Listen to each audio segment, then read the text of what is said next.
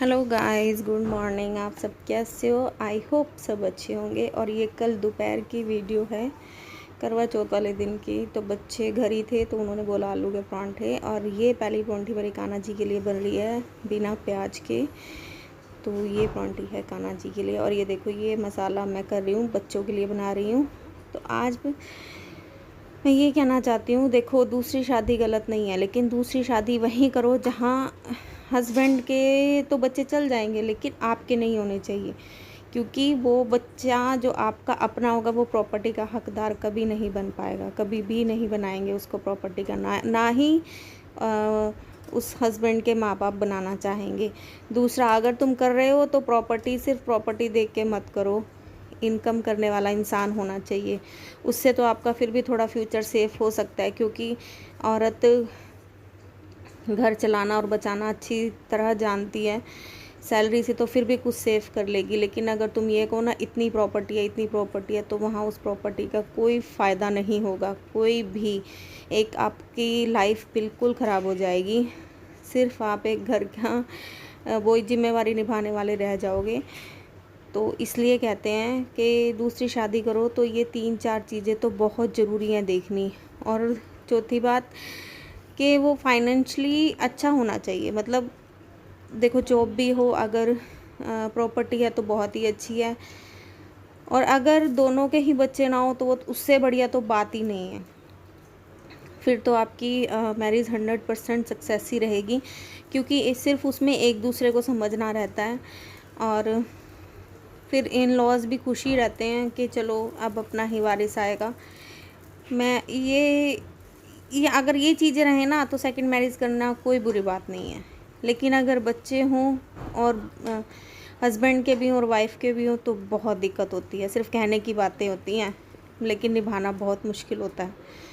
तो बस यही है कि बस ये चीज़ें होनी चाहिए। और आज सुबह की वीडियो है, मैडम के लिए बन रही है परांठी के साथ आज मैंने बनाई थी आलू मूली की सब्ज़ी।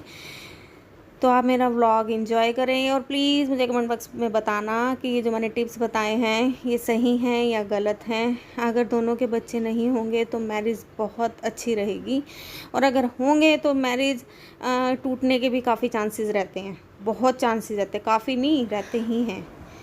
और ये दोनों बहनें लड़ रही थी रात के 12 बजे कैसे? कि एक्चुअली ना गुड़िया के फेस पे हो गए हैं तो थोड़े प्रूफ है। दाने। तो कहती दवाई दिलवा के लाओ आप इसके लिए। साइकिल तो आधी रात को लेके चले गए थे। मैंने कहा अभी तो ब्लॉग भी है बहन, दिन में गई थी मैं। तो ये दोनों लड़ रही थी, और खट्टा मीठा चलता रहता है। आज इसका ज़रा मैं दवाई दिलवा के भी लाऊंगी इसकी फेस पे ना। पता किया था, डॉक्टर कहते हैं इसको डस्ट से इन्फेक्शन है, प्रॉब्लम है इसके फेस को। डस्ट जहाँ भी बाहर जाए, मतलब मुंह पे चुन्नी वगैरह लपेट के जाए। और ये मैं इसको उठा रही थी। दिया को उठाना मेरी कई वीडियोस में आपने देखा है, महाभारत है। और मेरी एक चादर पड़ी रहती है, लेकिन इसको पता नहीं क्या आदत है, ये यही चादर लपेट के सोएगी। और साथ में एक टैडी लेके सोती है। इसके पापा का नाम लक्की है ना, तो उसने उस टैडी का नाम ही लक्कू रख दिया। लक्कू, ये मेरा लक्कू है। कहती है मेरे लक्कू है लक्कू। तो बस बच्चे हैं, पापा को याद करेंगे ही, और माँ से ज़्यादा लड़कियों को वैसे भी पापा का होता है। और ये सब्ज़ी अभी गर्म थी तो मैंने टिफ़िन में अभी डाली नहीं, डाल के मैडम को भेज दूँगी।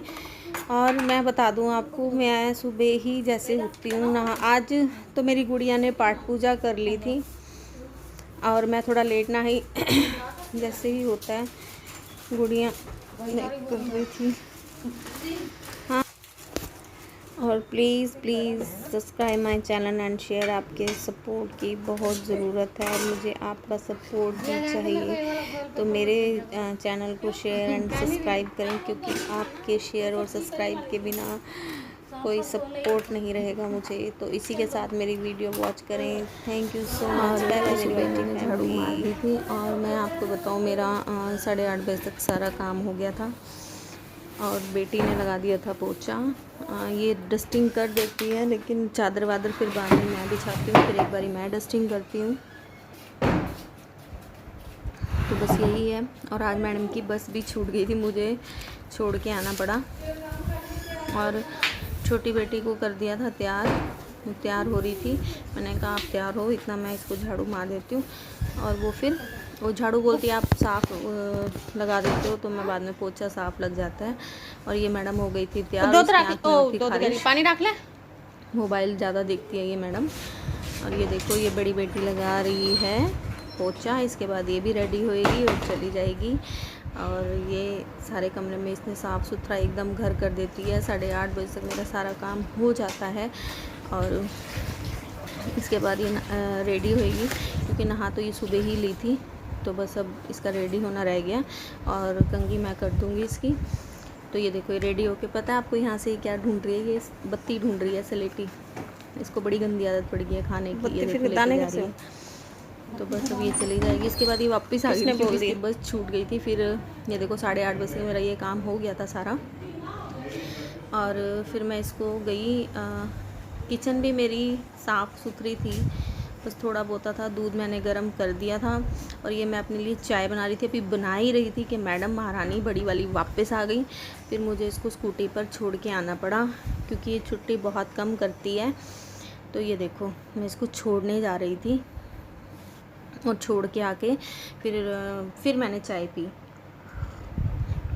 बस वैसे ही छोड़ने चली गई। मैंने कहा पहले मैं तुझे छोड़ाती हूँ, कहीं गेट बंद ना हो जाए। तो मैं इसको स्कूटी पे छोड़ने चली गई। तो ऐसे ऐसे काम पे भी ना हस्बैंड बड़े याद आते हैं कि अगर होते तो वो यही कर देते। और बस यही है, छोटी छोटी बातें याद आती रहती हैं। और कई बार दिल रोता भी है, लेकिन अब सारे घर की जिम्मेवारी संभालनी है, क्या करें, क्या कर सकते हैं। सारी जिम्मेवारी सिर पे पड़ गई है। कभी मैं स्कूल छोड़ना, अभी तो बहुत बड़े बड़े काम करने हैं आगे, इनके फ्यूचर सेट करना है। और ये इसका स्कूल है, तो मैं इसको छोड़ के वापस जा ही रही थी। काफ़ी पेरेंट्स आ रहे थे और इसको छोड़ने के बाद फिर मैं घर गई, फिर चाय बना के पी। और आजकल बिग बॉस चल रहा है, तो मैं बिग बॉस बड़ा देखती हूँ। रात को तो काफ़ी टाइम हो जाता है सोने का, तो मैं नहीं लगाती क्योंकि बच्चों ने सोना होता है। तो रात को सुबह जो रिपीट आता है वो देख लेती हूँ मैं। और ये मैं आपको कमरा दिखा रही थी। ये देखो आके मैंने चाय भी पी, कप पड़ा हुआ था। तो बस इसी के साथ bye bye. Please support my channel and share. Bye bye.